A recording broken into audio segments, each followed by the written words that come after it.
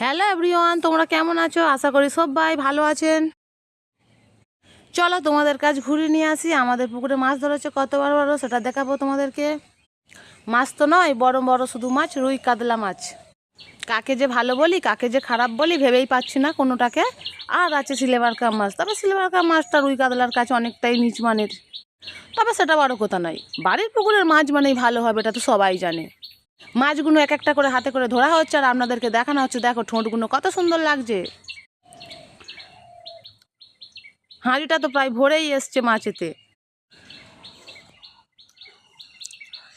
মাছগুলো খুব বড় বড়, অনেক মাছ আছে। সবটা আপনাদেরকে ধরে ধরে তুলে দেখাতে পারছি না, তবে বুঝতেই পারছেন পুকুরের মাছ অনেকটাই বড়।